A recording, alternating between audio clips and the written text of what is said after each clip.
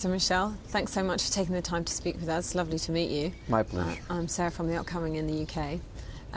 Maybe we can just start by talking about where we are right now in beautiful, beautiful Marrakech.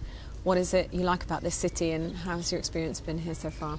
Well, I've been, with jury duty, so I haven't been able to see as much as I want. I will stay in Morocco 5 days once the festival is finished to travel around. But the people are fantastic and the festival is great. And yeah, I'm having a great time. I'm very happy I accepted the invitation. I'm honored to be here. And what do you think the importance is of film festivals, and particularly ones like this? Well, certain movies wouldn't exist without festivals.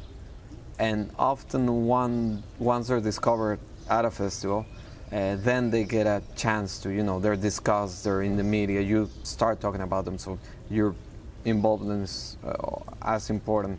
But I guess it gives a voice to those directors that otherwise would be secluded. Mm. And what particular aspects do you look out for in a film when you're thinking about whether you like it, whether you think it's a good movie? What are the things that you look at? Well, on one hand, I don't like lazy filmmakers. So whenever I feel that a filmmaker is going after a formula, I'm discouraged. And I like the opposite. When there's a unique filmmaker talking about something that he cares about in a particular way, then that's exciting, to find a new voice and to be moved both emotionally and intellectually. And that's fantastic, yeah. And we've been honouring some fantastic film directors at this festival, not least De Niro, Agnes Varda, we've had Scorsese here.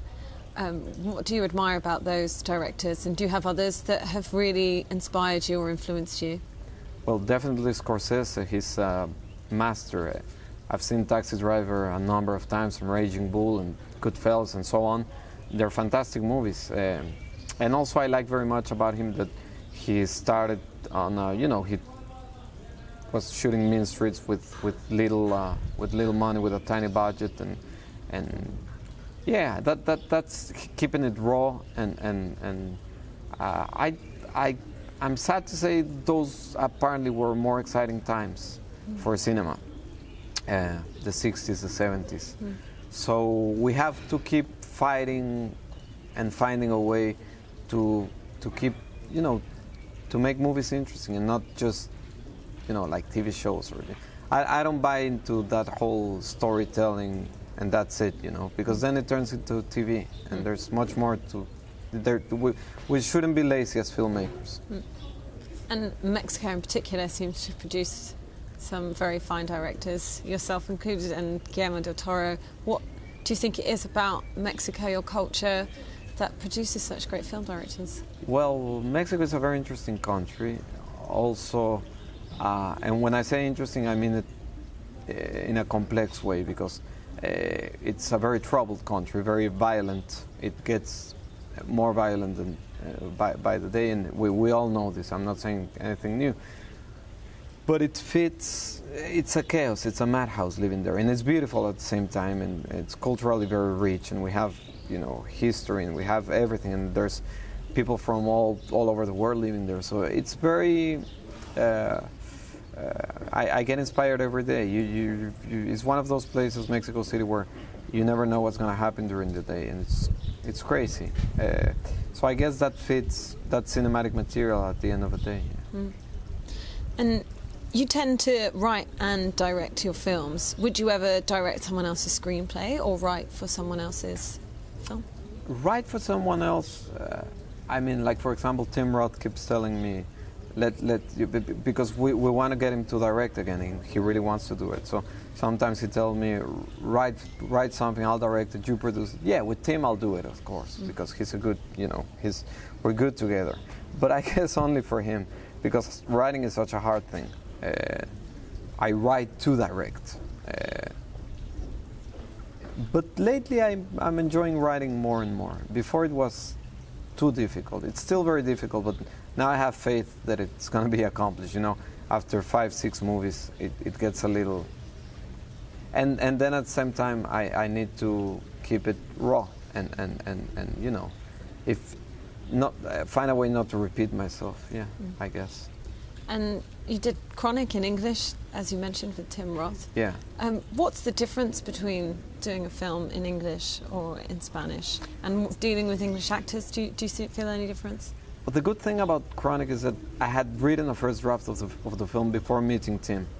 And then Tim was in Cannes and awarded my film after Lucia, and he said, let's work together. What's your next movie? And I said, well, it's this nurse, a female nurse in Mexico City. He said, turn it into a guy and I'll do it. So that was a good reason to shoot to make a first film in English, and of course to work with a fantastic actor. And it was interesting because the moment I thought of him, of a male nurse, the film got more interesting. So that was a fantastic experience, but of course it's a bit harder than in my own language. So my instinct is, I've no ambition of moving to Los Angeles and doing that thing, but that doesn't mean I won't make more movies in English mainly, because thinking of any other language would be an additional step. I think that's too much. And so many of your films have been recognised by the film festivals, by Cannes in particular. What do you think that it does for a film, or for you as a director, to have that exposure and to have that recognition? Well, Cannes is definitely the best place to premiere a movie. It's the best window, the best way to present, especially if it's not a film that's commercially driven, with full of stars. You know what I'm saying? So Cannes is paradise for that, and Venice, and Berlin, and all festivals. I'm very thankful for the festival scene, because for my 5 movies it's been a key element to my work. Yeah. And you've also worked producing films, which have both done extremely well as well. So do you like that aspect of filmmaking, being on the production side?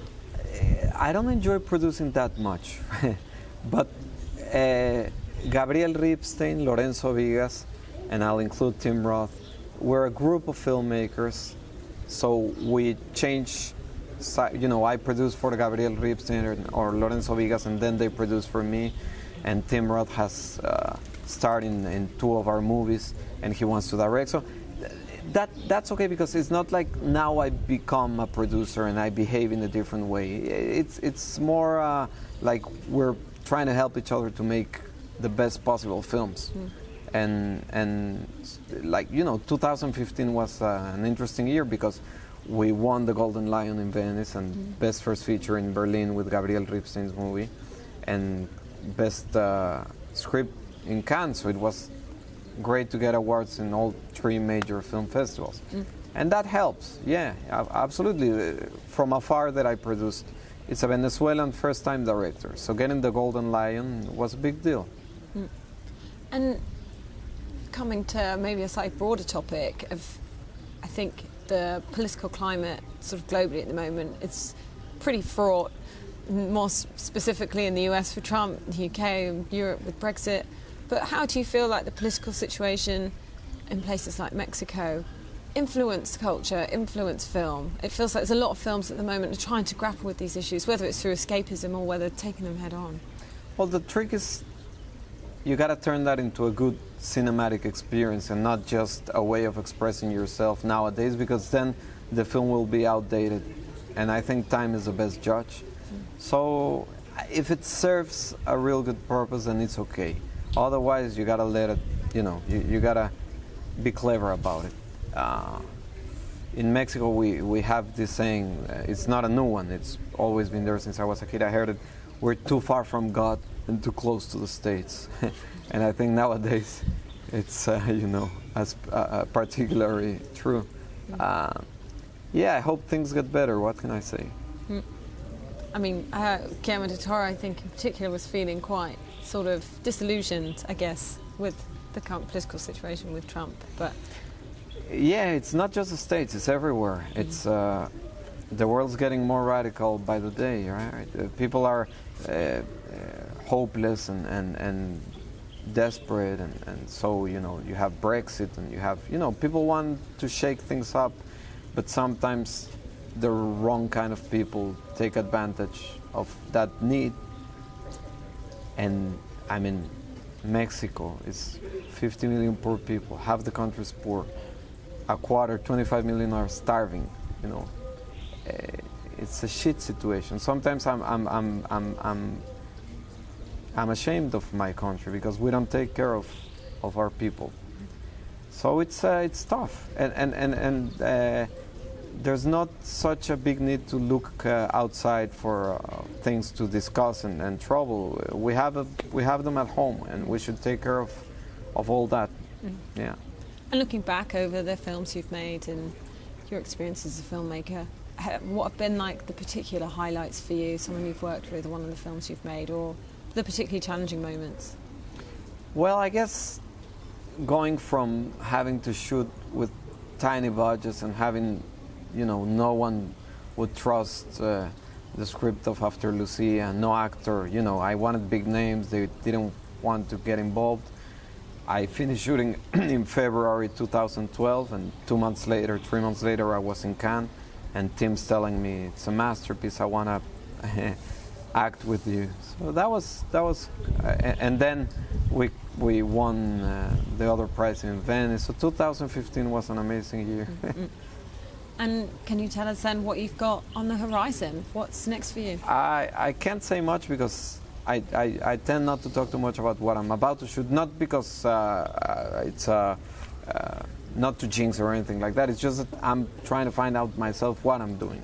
Because I think, you know, at least speaking as for myself, I have an idea for a movie that I think I'm making, and sometimes something else comes out. I'm shooting in April a film called The Dreams of a Few, Lo que algunos soñaron, and I can't say much about it, but it's not an intimate story like I usually do. It's a slightly bigger film in terms of trying to understand Mexico's actual situation. Yeah.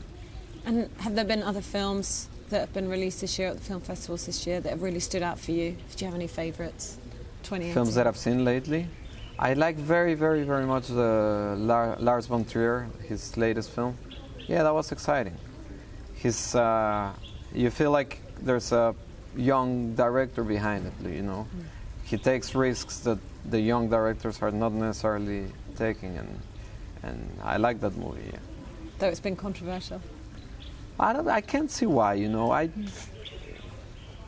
think it's a fantastic movie, and I like Rome, of course, Roma from Cuarón, and I'm proud of it. Yeah.